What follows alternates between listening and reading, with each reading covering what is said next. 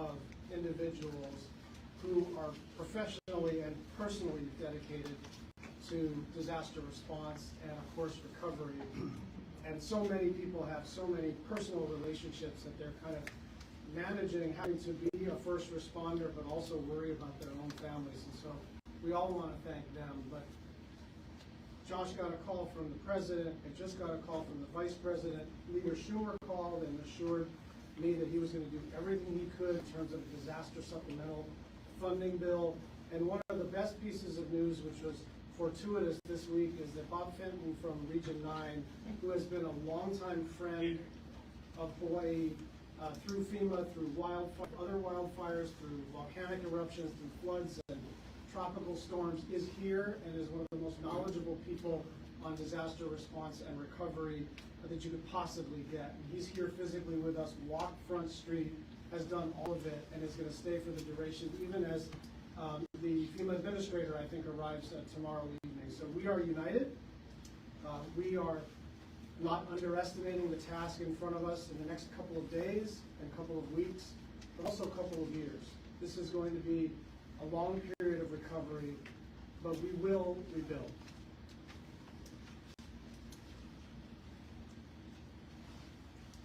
Mahalo, Senator Brian Schatz. At this time, I'd like to bring up Major General Ken Hara. Good afternoon, and I'd like to start off again by offering my condolences and prayers to everyone from Maui, including the visitors. It was just extremely saddening to see all the destruction there, but I was fortunate to be able to see it firsthand and now realize the amount of support that we're going to require from the federal, state, county, and private. And I was talking to Governor Green and said this has got to be an all-of-nation approach. Because of what I saw, we'll be activating what we call the Joint Task Force 5.0. So that's a dual status commander. I'll be appointing Brigadier General Stephen Logan, who's currently my Deputy Adjutant General. He will be the dual status commander, so he'll have the authority to command both active duty and National Guard forces.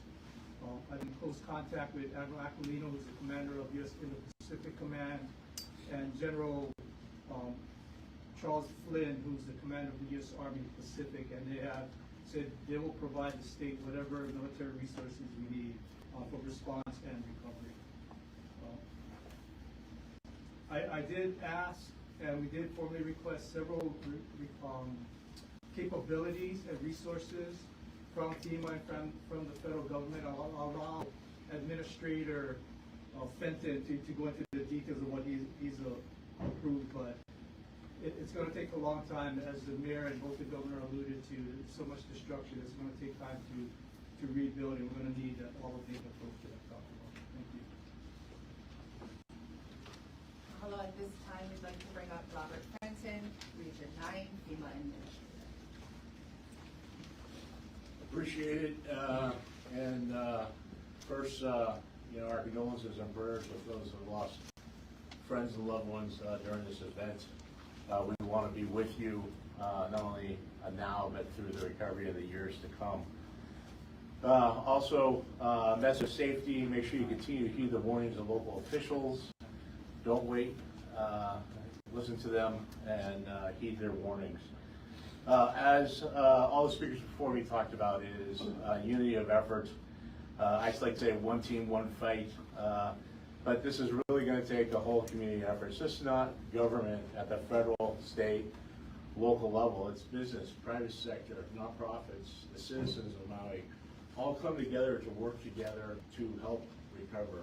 The devastation that I saw today is significant. I've been on many fires in my career. I've been in FEMA for 26 years, been to the biggest fires in the country, and the downtown area is significantly damaged and a lot of lost structures down there.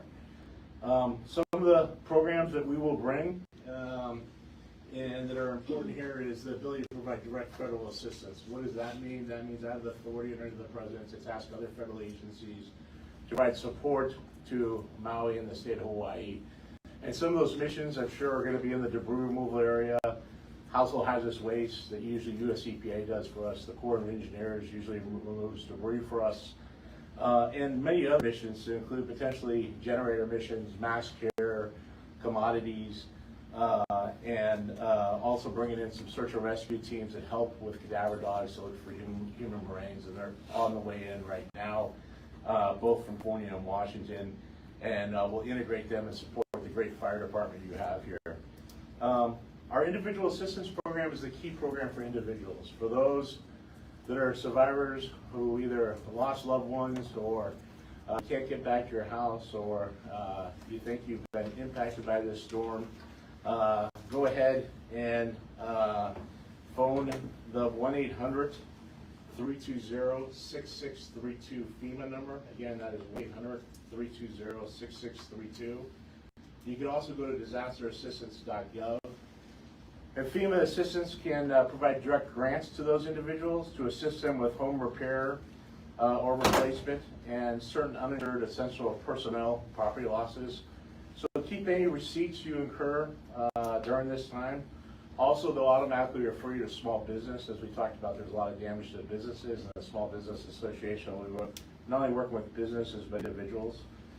And we encourage all the survivors of Maui County, as they register for FEMA, to also begin to reach out to your insurance companies. Start that process simultaneously as you start the individual assistance process. In addition to that individual assistance program, we can provide support for public entities and certain essential nonprofits.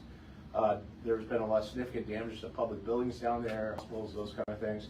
And we can help with the rebuilding of those. Not only do we want to rebuild them, but we want to rebuild them better, more resilient. We want to make sure they're hardened against future threats, whether it be fires, hurricanes, tsunamis, or other events. And then our last program is our mitigation program. 15% of all the funding we spend here will be put aside to help with some of those future projects. So as we redesign and look at what does the future hold, how do we help get there, those funds can be drawn on along with other federal agencies, and we'll make sure we have a long-term recovery coordinator here to help Maui, the state of Hawaii, to help build those areas impacted. With that, I appreciate the opportunity today to be here and to be able to talk to everyone here. And please start by starting that process to register for individual assistance at disasterassistance.gov and 1-800-320-6632. Thank you. We'd now like to bring up Senator Lindsey Coit. Aloha mai kākou. I'll make this really fast. As you know, we have tried to bring in every resource that we have, that we can. We're trying to do this. Notice that our heartfelt condolences, our prayers, our love to Johanna, your family. As our phones have been filled very heavily, not just here in Maui, as we all went into the center this morning. I can tell you that you guys have a team on the ground that is working hard, fast, and swift. FEMA here, Governor has done everything as far as the order of traditional delegation, the military. I can tell you that working through Honolulu at the Convention Center as we start to move people out and receiving people on the other end through HDA, Director Pioka has been a huge support, and his team. It's not just about tourism here, it's about the residents also as we help to assist them. We've heard the outreach. I ask that for those of you who can help each other, please help each other in time of need. We know that there's a lot of emotional trauma going on. I want to just thank everybody that has supported. We have much funds, supplies coming in, the groups, the businesses that have been affected. These are the businesses that are standing there strong across the world. We are getting calls just to help with housing, funds, and it is just unbelievable. But our priority here is Maui at this time. It's the people of Maui. Is to support the mayor. I do want to iterate, social media has killed us a lot. A lot of the information going on is misinformation, which is why the team from governor down to military has pushed clarification to the mayor's office. Please, those numbers and stuff that might come out, it comes to the mayor's office, we're here to support the county, the mayor, his team on the ground. You know, mahalo for being here, mahalo for helping us get the word out, and God bless our families. Thank you. Mahalo, Senator DeQuoit. I'd like to now bring up Fire Chief Brad Ventura.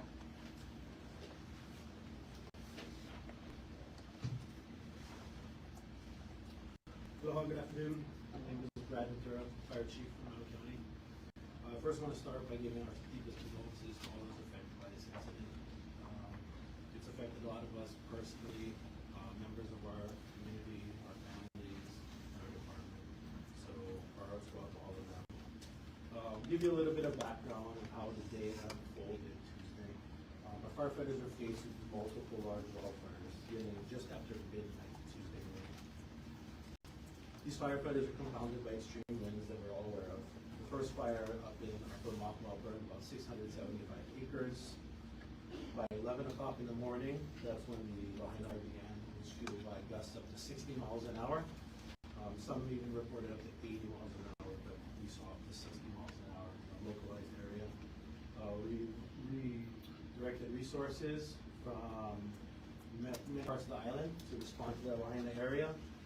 And around noon, additional fire started in Hula, and that spurred evacuations of Ulanani Circle, Ulamanu in that afternoon, and resources were also directed up there.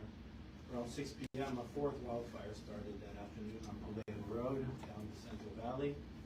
That burned several hundred acres, and again, resources were had to be directed, and decisions to be made to triage what was most important at the time. So that fire was left with less resources. As of yesterday, it burned 675. I'm sorry, not that fire. That fire was several hundred acres. I don't have a number of that. What we want to share with the community is that none of the fires are 100% contained right now, and there's still active fire in all of those areas that I've discussed. Additionally, we've had many small fires in between these large fires. And with the current weather pattern that we're facing, we still have the potential for rapid fire behavior. And so we just want to make sure people stay out of the area, stay diligent. If they see smoke and flames, please call 911. We've stood up our incident management team to manage our resources within our department that are focused mostly on containing all of these emergencies right now and stopping them from growing. Our department has received both state and federal support and resources that are on the way, some landing right now. And what we really want to share with the community is part of the reason we need them to stay out is because it's still very, very hazardous in the burn areas. Things are falling every minute around us, and there have been some people that have been hurt by just falling telephone poles and such. So we need to make sure the area is safe before anybody can return to that space.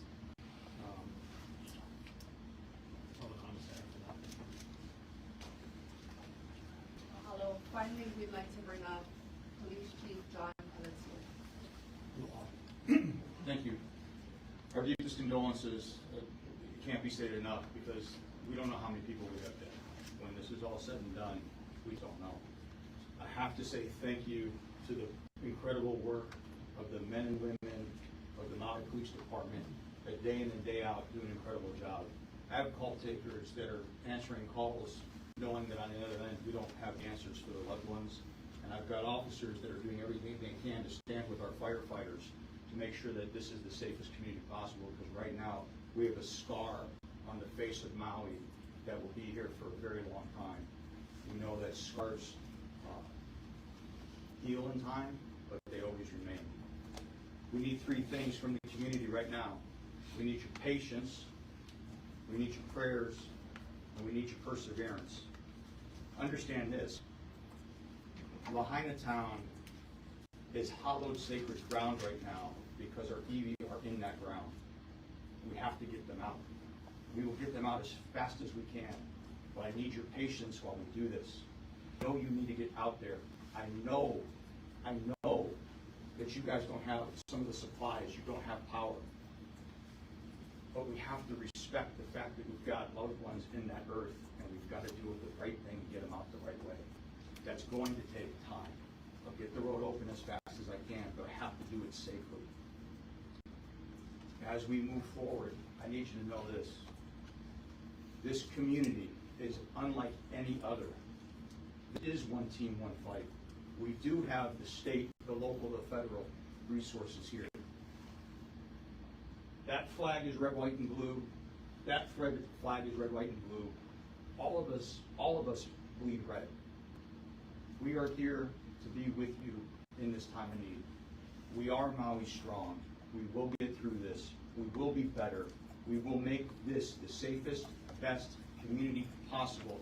And we need you to understand right now, we need your help more than ever. God bless you. God bless Maui. God bless Hawaii. Well, hello, community. At this time, we'd like to entertain questions from the media present. I'd like to ask for your respectful input as we go through that process. I'm going to limit initially to one question per media outlet.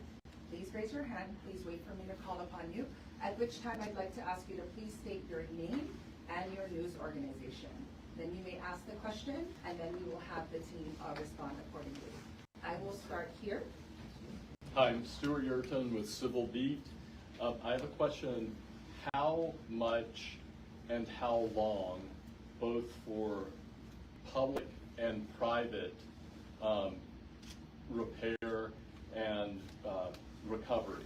And when I say this, I mean, how much money are you thinking it's going to take both for the private side and public infrastructure, and how long do you expect this to take? So, thank you, Stuart. It's a very good question. The question you bring here is how long and what's the size of this recovery? It will take time to know the full extent, but it will be in the billions of dollars, without a doubt. We're first focused on lives lost.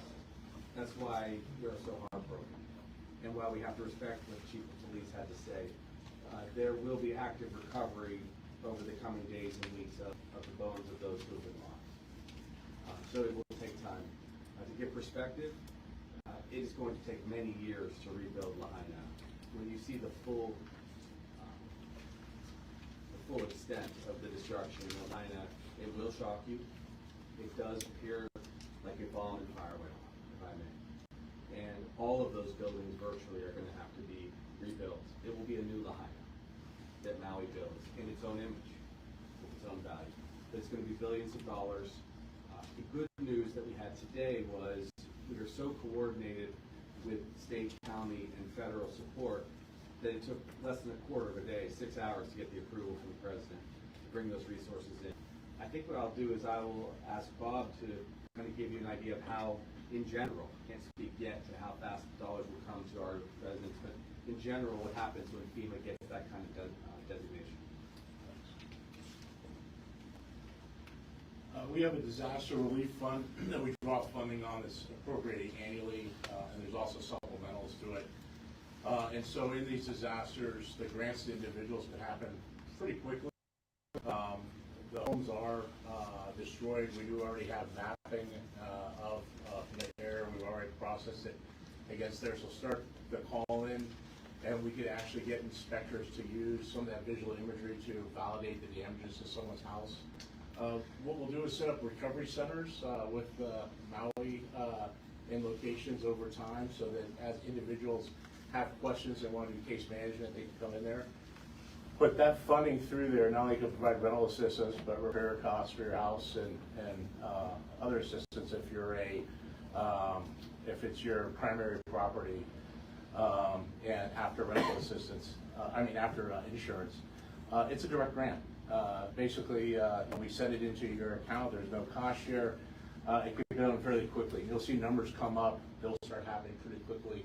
Probably over the next week, you'll see dollars going out on the street pretty quickly. We'll bring in individuals that will go out, and for those that we can't register or have difficulty registering over the internet, we will go ahead and try to come to you. We have people who go out the field, palm pads. They'll look for you. We'll go to the shelters. We'll go to other locations and try to help them. As far as public assistance, it's primarily a reimbursement, and so as the county and the state spend funds, we reimburse those costs. That also could happen pretty quickly. The direct federal assistance I talked about is us doing the work. So when we talk about the debris mission, which may be a very large mission there, and I've done them in California before for big fires like this, where I've seen structures on this this magnitude destroyed. It's taken us months to a year to finish the debris mission, just to give you an idea, depending on the number of structures, the amount of concrete that's been removed, the number of structures that need to come down.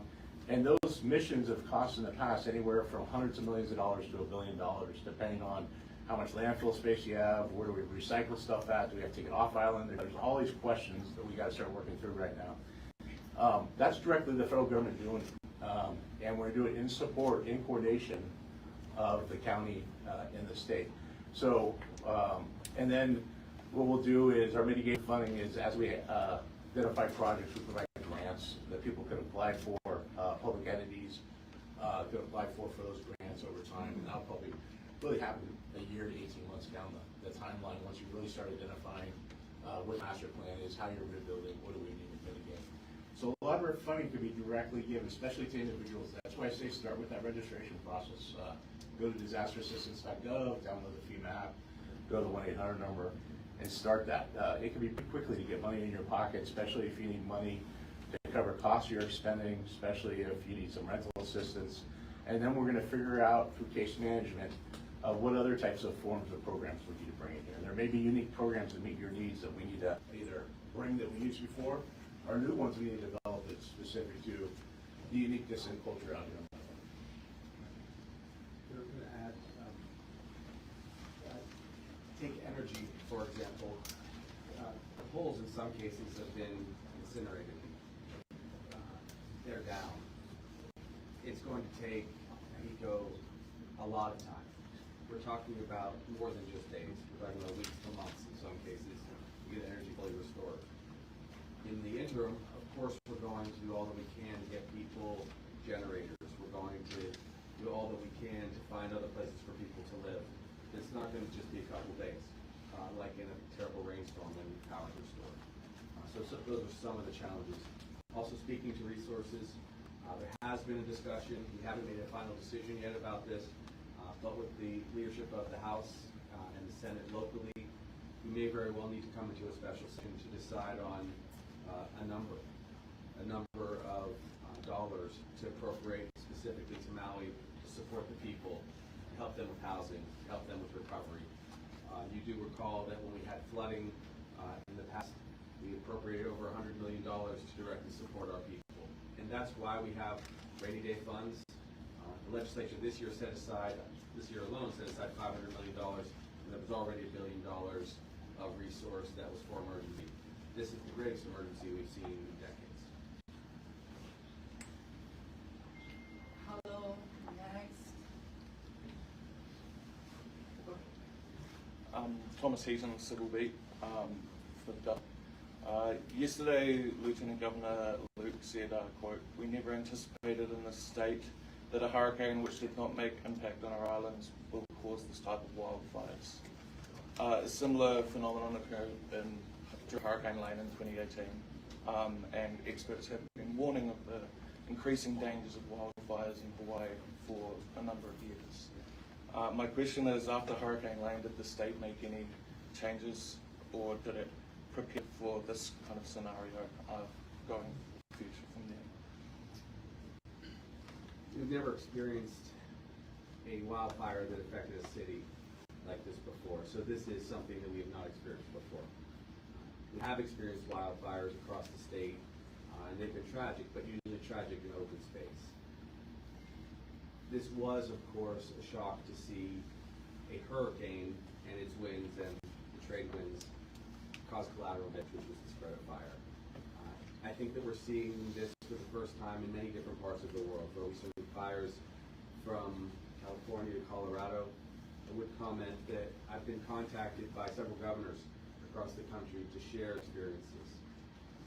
It is difficult now in a time where global warming is combined with strengthening storms and drought. That is difficult for us. I think that the tragedy would be very difficult to anticipate, especially as it came in the night with high winds. But that does not mean that we won't do everything we can in the future to stop this. Our administration, which is just 6 months in, has begun to assess all of our safety, and this has been the hardest experience factor into that. I do think that as we rebuild, we'll have to take into consideration a lot more fire safety. We are short on a lot of resources across the state, and that means we're short on helicopters and we're short on personnel. It's difficult to find enough resources to pay firefighters and police adequately to get them into the discipline. So it's always a challenge in the islands. But this is going to be a priority. Climate change is here and it's affecting the islands. And I think that's what we're seeing with this fire.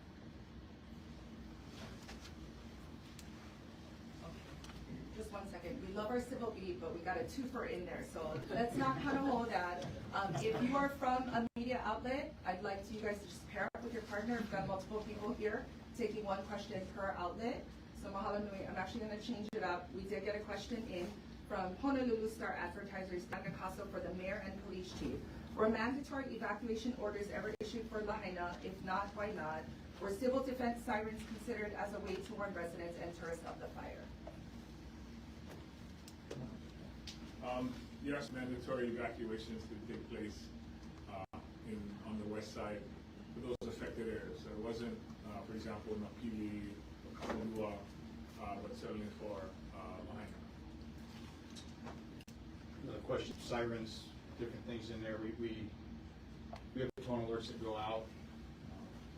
We know that there's things that we can do to be preventative. How many times have we heard have 2 weeks of supply if you have a hurricane? The only thing I would say to the person asking the question is, we've heard that for how long? Do we all have 2 weeks of supply? Probably not. And so I say that because nobody saw this coming. And if we did, we wouldn't have this situation, but this is a tragedy. And so we do everything we can to mitigate the threats when they come. But this was not one of those, if it's predictable, it's preventable. Nobody saw this coming.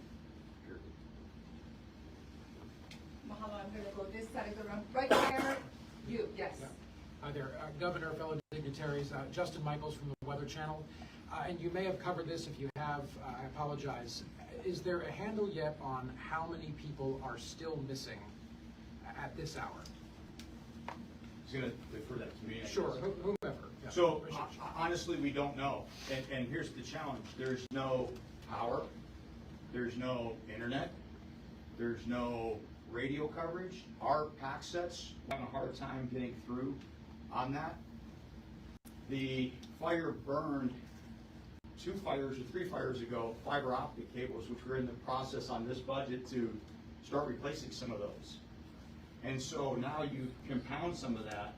And so when we're speaking to our officers over there, we're actually having them to get to a certain area so we can get on a sat phone as we're recovering. So I would say that we've got approximately, and this is a very fluid number, but let's say there's 1,000 missing people. Doesn't mean that's how many that we have that have passed. I'm not saying that number at all, but because we can't contact them and because they can't necessarily come into the Greater Valley as quickly or as much as we'd like because they're actually in shelter until we get some of those basic things set up, we're not going to have that number. But the nice, solution to that is we have a family assistance center set up, and so anybody that's missing anybody, we would direct you there. We'll make sure that you have that information provided. People can go there and give the information of those that they're seeking to find, and as we are able to reunify, we will, and if we have to make certain notifications from there, we will do that as well. I am going to jump here.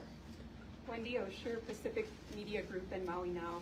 I'm just wondering if you could, I know you guys have done reconnaissance, maybe the fire department or the mayor can answer this. Walk us through Front Street, Lahaina. What specific neighborhoods are gone? Was it sporadic? Was it every other house? Was it the entire area? Can you give us a better idea of what we're looking at? It's all gone. What about up From Lahaina? Wamana to the chart house. How about going up like Lahaina Luna Road? How far? The cutoff was the area, well, what we could see today was the highway. So the winds looked like they came from Mauka down to Makai. Some of the parts were open, but let's say Galvey Street, in that area, there was one structure that is was irreparable, the harm there, but others were intact. But the older neighborhood, from the line of the road down to Front Street, everything there is destroyed. What about the Lahaina Luna area, that I subdivision? don't know if my comment actually, who speaks up. Are you together as a No, follow-up? just to follow, I'm not clear what he's Can you saying. please identify yourself? Yeah, it's Paul Aker with Maui Alert. Alrighty. So those houses in that subdivision by the bypass, how much of that is gone as well? So you're referring to the Lahaina Luna Road? Yeah. Correct. So, the fire did start above that, and some of the first homes that caught on fire were in that neighborhood. And from those upper houses, it did go to the Kahoma area, and it also extended to Waiakuli, which is above the highway, which is the fire station. Any other, before we let you go, any other specific questions related to this? Any piggyback questions? Go ahead. Daryl Huff from Hawaii News Now. In this regard, the wildly different death estimates that have been given, 6, 36, I didn't know where we are today. Can we please get a confirmed death number that you do know? And number 2, where are the maps, and can people see these maps that they've used to identify the structures?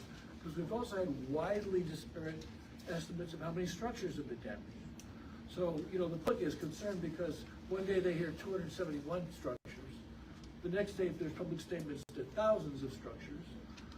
So what data do you have that's firm, and what is the process you're going to go through, other than trying to find all the missing people and decide if they're dead? There's a lot there that you just kind of I know, but I think you understand where I'm getting at. back this up. So real quick, 53 right now is confirmed. If the mayor or myself do not give that number, it's not accurate. There's a lot of people that are in a rush to get news fast. I get it, totally get it, it's sensational. You want it fast or you want it right? We're gonna do it right. We're gonna take our time, we're gonna do it right. We'll get you the aerial maps when we can. When the mayor said it's all gone, it's all gone. It's all gone. It's gone. So, do I know exactly how many buildings? We'll get that. But we're gonna get it right, we're gonna get it in time. Can I just follow up? I'm gonna jump on the chief. If you just wanna say, the reason the numbers vary is somebody to say how many residences are gone. Well, if you got a condominium or an apartment building that has 20 units, is that a structure or is that 20 units? You decide how you wanna count that. In this case, it doesn't matter because the whole thing is gone. That is a store, we're gonna count that as a structure, a home is a residence, we just wanna call everything structures. So it really depends on the way you phrase the question, that's the answer you're gonna get. But the easy part is, I'm telling you, none of it's there. It's all burnt to the ground. I absolutely understand, Mayor. The people we've been talking to out in the community are trying to turn for themselves their own personal loss. Understood. And earlier, I think someone described these maps. And I think that they would be very helpful to people to see the map. They know whether their relative lived next to a condo or in a condo or in a street. But let's see the map. And then maybe that would help you, because people will call and say, I know grandma was in that map. I think you should look at her house. It's just a matter of public information flowing back and forth to help you out. And that's why I'm wondering why that public information has not been coming in such a way that it can help the people help you. Thank you, Daryl. Go ahead. I wanted to just clarify, 53 Paula Sorry, Ramon. name and organization. Paula Ramon, ASP. I wanted to clarify, 53 people died in Lahaina's fire only so far. I know the number will probably rise. And also, do you have an estimate how many people are still trapped in there? So 53 confirmed in the Lahaina town, the greater Lahaina town that we're referring to. So far we've recovered 53 confirmed.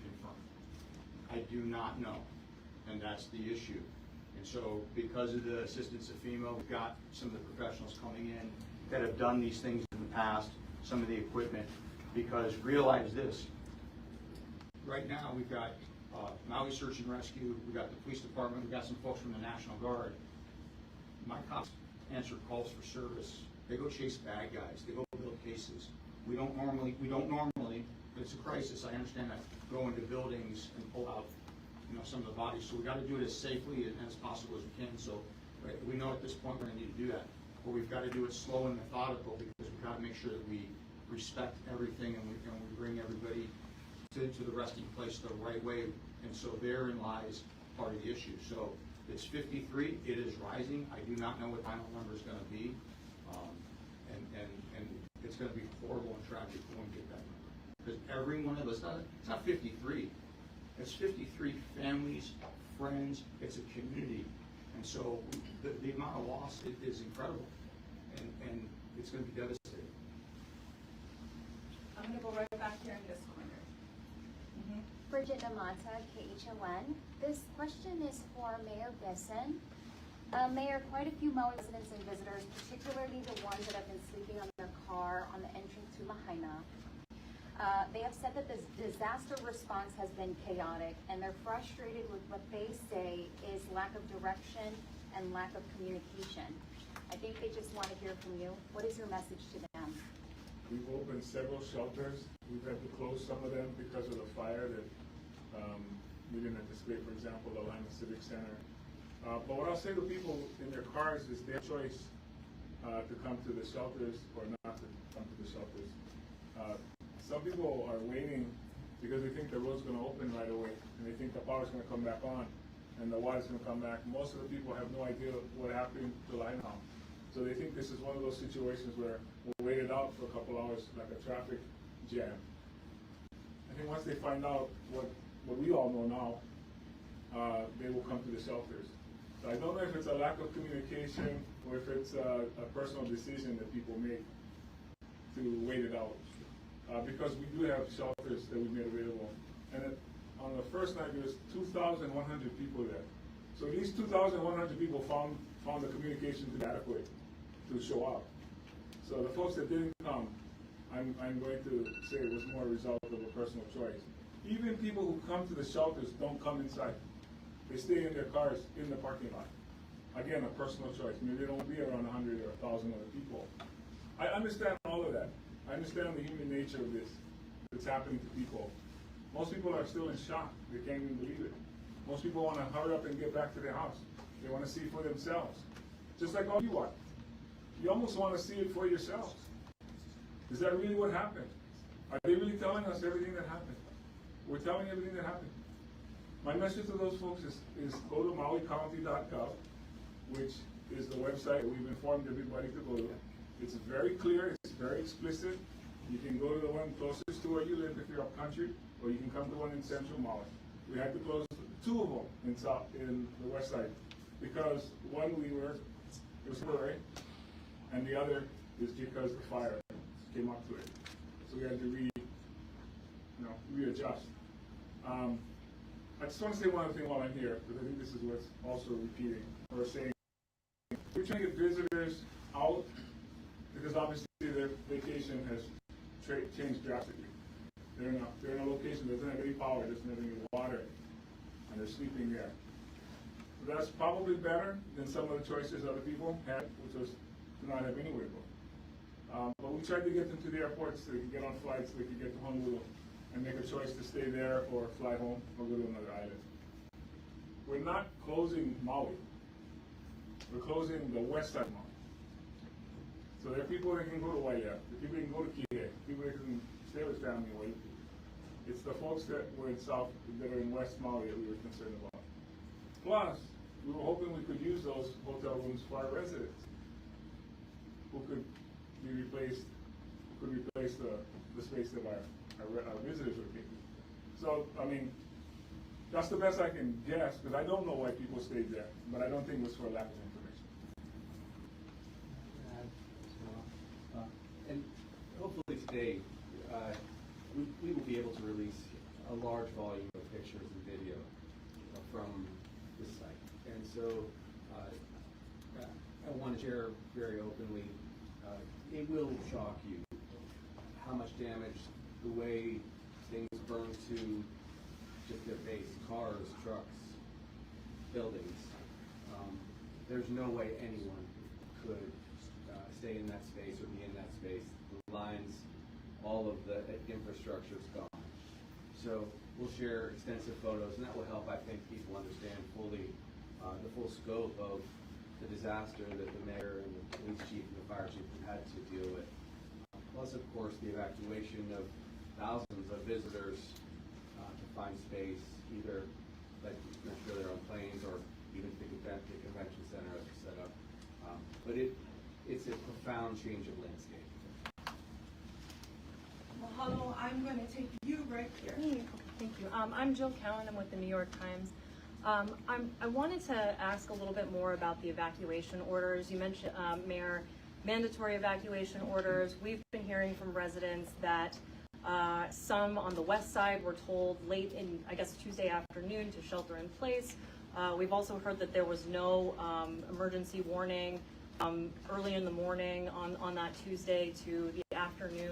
So I'm hoping somebody can kind of walk through in as much detail as possible when alerts went out, who they went to, what the thinking was to either tell people to shelter in place or to leave if they could, and yeah, just sort of what the thinking was, and if you do things a little differently now, or you know, just sort of what the timeline was. Because that's been a source, I think, of a little bit of confusion in our reporting. We've been hearing different things from different folks. I'm going to guess that the person you spoke to was a visitor. We spoke to a lot of people, including residents. No, let me explain. Yeah. You spoke to a visitor if they were asked to shelter in place. Because all of the hotels were asked to shelter in place. Now, did people want to stay there? No, they wanted to get out. They wanted to get out of Lahaina. And we asked them not to because we were trying to get emergency vehicles into Lahaina and not have this bottleneck. You could get out, if you're familiar with Lahaina, you couldn't get out to go towards Waiuku or go to the airport. That road was closed. There were 29 poles that fell on our roads. 29 of the power poles. And they were still energized. So you couldn't go out. So the only other way to go out, if you're familiar with Maui, is Kahapaloa, which is a one-lane highway in most places, which is why that was a bottleneck. So yes, people were asked to stay in their hotels. The residents were evacuated. Those are the folks that we took out of there. Now, I don't know if were they the taken alarm, I don't know if the alarms Yeah. went off or if they were burnt. I can't tell you that because I wasn't in Lahaina. But I'm going to just confirm that if you were at one of the hotels in Kaanapali, because the fires were not there, people were asked to stay there, but people still tried to get out. They didn't want to stay there. They weren't listening to what we were asking them to do. But I don't know about the alarms, how they went. I'll just add. Cell alerts, you know, whatever the different modes were. So our department is not responsible for that, so I'll just speak to what we're responsible for and over it. The fire that day moved so quickly that from where it started in the brush to where it moved into the neighborhood, communications back to those who make those notifications were physically and nearly impossible. I'm sorry, which department is it? Emergency management Okay. agency is responsible for that. So because the notifications are done localized cell phone towers and such, there could have been some of those that were out, with like the cell phone services out right now. But all I can tell you is what we experienced was such a fast moving fire through the neighborhood that the initial neighborhood that caught fire, they were basically self-evacuating with fairly little notice. And then that's when we anticipate seeing most of our people. And then as we get further down the front street, later in the day, hopefully other people are more evacuated into locations. Just want to remind everybody it's a very devastating time for Maui. Please be gentle with your lines of questions. We welcome them, but just be a little bit gentle. Everybody up here, I don't believe has slept in the last 48 hours. So we just appreciate your kindness. One last question, and then if you did not get your questions answered, you are free to reach out directly to me. We will follow up, post this interview or this conference rather, with a news release with digital assets that you folks can use. I think you two, I already asked. You didn't answer my question. Stand by. Go for it. Hi, I'm Chivo Chen Johnson with Akaku Maui Community Media. And I think any further lines of questioning would be sort of silly at this point, because I have seen a lot of this footage and a lot of these photographs, and we've been airing as much as we can information. And I just want to thank the county, the police department, the fire department, and everyone else that has been pitching in to help this effort out because it is horrific. And my heart goes out to all of the people that have suffered way greater than anyone else. Thank you. I just want to say we're going to do regular media updates every day at 9 a.m., at noon, and at 3 p.m. We're going to try to use this room unless it's unavailable, in which case we will have to find another location. Actually, it's radio. Oh, those will be the radios? Okay, sorry. We're going to update you on radio at those times, 9 a.m., noon, and 3 p.m. Is there a reason we can't do it video, just out of curiosity? I mean, a lot of people, I said, is there a reason we can't do it video? There's a lot of people that don't get the radio that are in tune with Maui. I will tell you that what Mayor is talking about is a way to communicate to the public as well, those who do not have internet and video access. So 9 a.m., noon, and 3 p.m. on every AM and FM radio station on Maui Island will be public information. Video, we will fit in. It will probably not be 3 times a day for video though. So there'll be no questions allowed? The public is asking us to provide as much updates and information as possible. We are working to support their needs. Let me add to that to so satisfy. So, first of all, mahalo for your attention on this crisis. Like I said earlier, it's the largest natural disaster that our state has seen. That's becoming evident quite quickly. We will be holding routine press conferences at the state level, and at the right times, we'll introduce the right people, which is usually going to be several people at the press conferences. We're going to try to unburden, to the greatest extent possible, mayor, chief of police, and the fire chief as they do their job in this acute phase. But of course, they always answer questions too. We will be compiling a lot of information and sharing it. There will be chances for all of you to ask questions. We'll be doing it with FEMA support, with, in many cases, General Harr's leadership.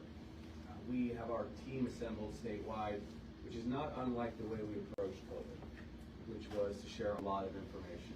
It's just in these first 48 hours, the amount of damage has necessitated a conservative approach, because we really don't want those individuals that are in shelters right now to lose all hope. And that's where we are today. But there will be lots of opportunities. My team will be back here in support of the mayor very frequently, but we'll also hold a lot of press availability on Oahu, and we'll Zoom people in from the mayor apps. I think that's fair to say. But we appreciate you. We also want to send a message before I go to the mainland and to the world. Please support the people of Maui. There are ways to do it. The Hawaii Community Foundation, for example, has set up a fund. I believe it's called Maui Strong. It's also going through the United Way, the Maui United Way. Millions of dollars have already poured in, but as you can tell, thousands of individuals are going to have great need here, and that's going to go directly to those people. So thank you to everyone for doing what you can. And if you're a local resident, find a way to take someone in from Maui, if at all possible. Because this rebuild is going to be extraordinary, but it's going to take time. Thank you all.